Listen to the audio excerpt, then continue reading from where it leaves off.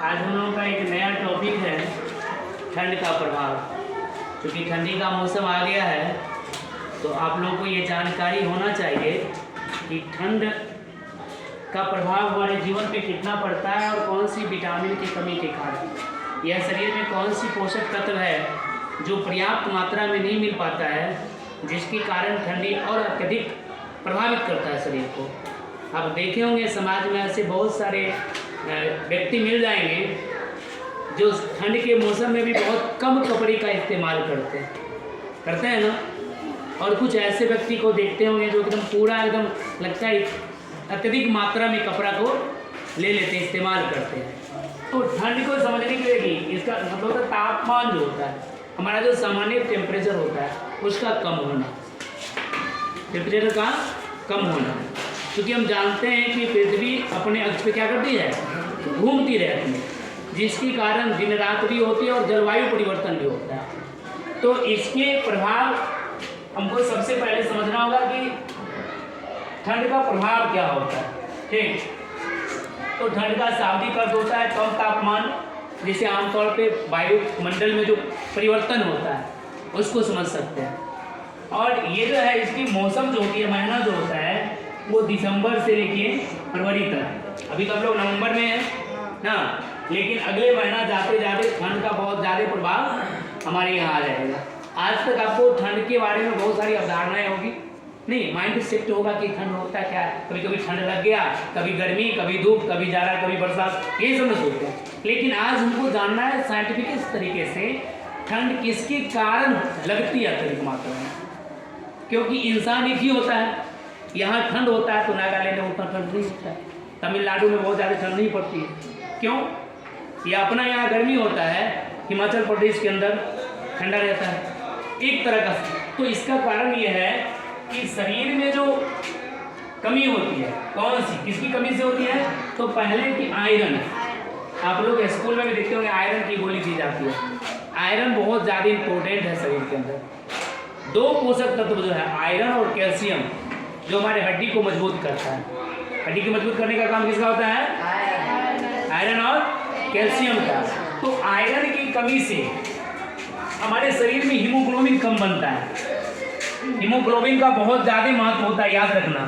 ठीक, हीमोग्लोबिन बहुत कम बनता है। हीमोग्लोबिन समझते हैं कि नहीं? हीमोग्लोबिन का काम क्या होता है, हमारे शरीर के अंदर आरबीसी का निर्माण करना। किसका निर्माण करना? आरबीसी का निर्माण करना। आरबीसी बोले तो रेड ब्लड सेल, आरबीसी बोले तो रेड ब्लड सेल, लाल रक्त कणिकाएं, लाल रक्त कणिकाएं। एक होता है डब्ल्यूबीसी, ये क्या होता है? डब्ल्यूबीसी, और एक होता है आरबीसी। तो आरबीसी का निर्माण करने का काम हीमोग्लोबिन का होता है। किसका होता है? हीमोग्लोबिन का होता है। हीमोग्लोबिन अगर आयरन है शरीर के अंदर, लो तत्व है, तो हीमोग्लोबिन अच्छा रहेगा। और हीमोग्लोबिन अगर होगा तो आरबीसी का निर्माण होगा, और आरबीसी का जब निर्माण होगा तो शरीर में पर्याप्त मात्रा में O2 पाया जाएगा। क्या होगा? O2। ऑक्सीजन हमारे, देखिए ऑक्सीजन लिया कहाँ से जाता है? श्वसन नली से, जिसको हम लोग नोज बोलते हैं, नाक से लिया जाता है ना। श्वसन का परिभाषा भी पढ़े होंगे ना। श्वसन दो तरह के होते हैं, वो भी जानते हैं। तो श्वसन जो हो, ऑक्सीजन का जो लेना एक अंग है, लेकिन ऑक्सीजन हमारे शरीर के सभी अंगों के लिए इम्पोर्टेंट है, उसकी वैल्यू बहुत ज़्यादा है। अगर ऑक्सीजन हमारे शरीर के अंदर नहीं हो, ऑक्सीजन की कमी हो जाए तो बहुत सारी बीमारियां उत्पन्न होती है। सबसे बड़ी तो रक्तचाप की दिक्कत होगी, बहुत सारी परेशानी हो जाएगा।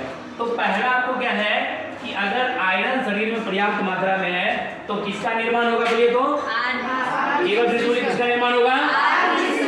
आरबीसी का निर्माण होगा।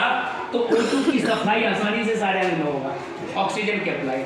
दूसरा क्या है कि विटामिन B12, विटामिन B12 की कमी। ठंड अगर किसी को ज़्यादा लग रहा है तो उसके शरीर में किसकी कमी है? Vitamin B12। अब इन सब चीज़ों के लिए करना क्या चाहिए, तो प्रभाव जाने। अब इसके उपाय को लिखिए कि उपाय, इसकी उपाय ठंड से बचने का उपाय। तो इसमें आपको ज़्यादा से ज़्यादा लोह तत्व वाले, जैसे किसका उपयोग करना है, तो सबसे ज़्यादा आपको उपयोग करना है चना का। किसका? चना का। फिर गुड़ का, गुड़ समझते हैं ना, शक्कर जिसको मीठा बोलते हैं, गुड़। उसके बाद उसके बाद बताइए आप, उसके बाद आपको मछली का, किसका? मछली का, फिर अंडा का, ठीक। उसके बाद मछली, अंडा, गुड़, चना। उसके बाद आपको इस्तेमाल सबसे ज़्यादा करना है दूध का। किसका करना है? दूध का। पनीर का कहीं नहीं खा लेना है। भोजन में पनीर मिले तो एकदम, समझ रहे हैं ना? हाँ, धीरे धीरे उसको बढ़ाते चलना है। हाँ, दाब देना नहीं, दाब मतलब थोड़ा सा मात्रा बढ़ा देना है, ठीक ना? तो अभी तो देखो एक चीज़ होता है, जरा चीज़ समझिए, लगन जो है, लगन का सीजन में सबसे ज़्यादा ठंडी में क्यों आता है? कि लगन में लोग पर्याप्त मात्रा में एकदम जम के खाए, ताकि जो है शरीर मजबूत रहे और गर्म रहे, ठंडा से लड़ने की क्षमता, ठंडी उसको प्रभावित नहीं करे, ठीक ना?